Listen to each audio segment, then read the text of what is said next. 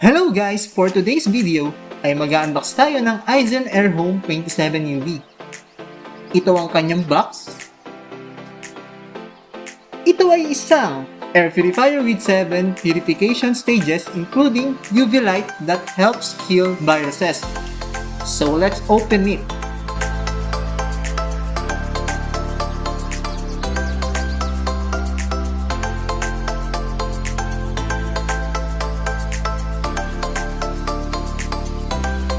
Ang nilalaman ng box ay bag of accessories,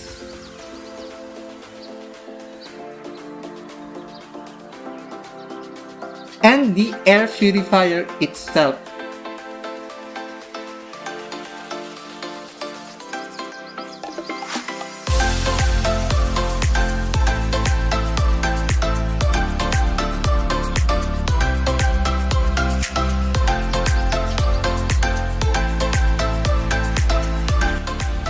Aizen Air Home 27 UV comes with user manual,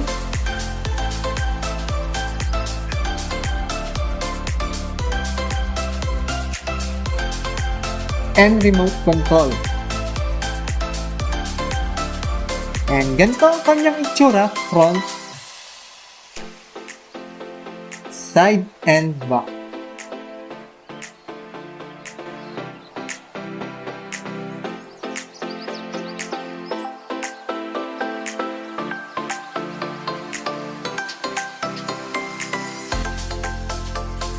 Let's take a look inside.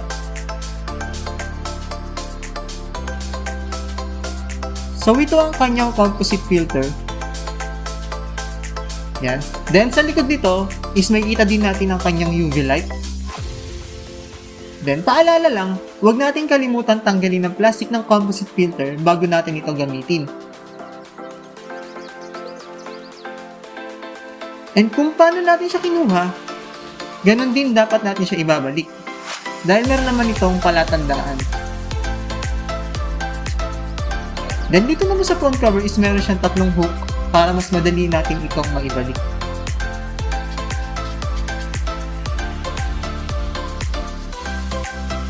To use this air purifier, meron siyang 6 button na may on and off, auto, speed, sleep, timer, and function. So sa auto mode na button is automatically siya mag-a-adjust ng speed level and magpapalit ng color based on the air quality. Blue pag excellent, purple pag good, red pag poor air quality. So next button is yung kanyang speed. Meron siyang tatlong speed level, and take note, once na pinindot ito, madi-disable nito ang auto mode.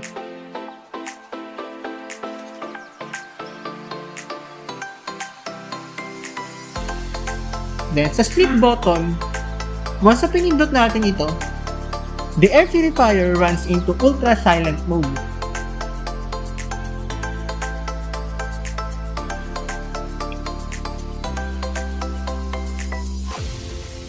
Then, sa timer na button, is meron siyang 1 hour, 2 hours, 4 hours, then 8 hours.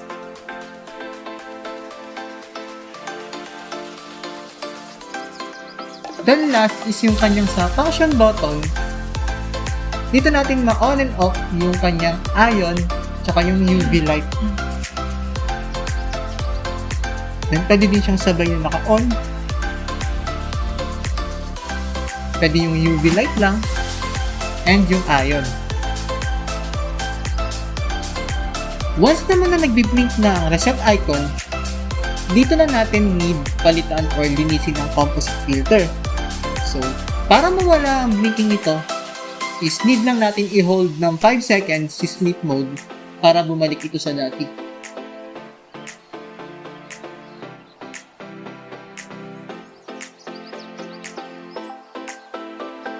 So, using remote control, lahat ng ginawa natin kanina sa touch panel button is magagawa din natin remotely.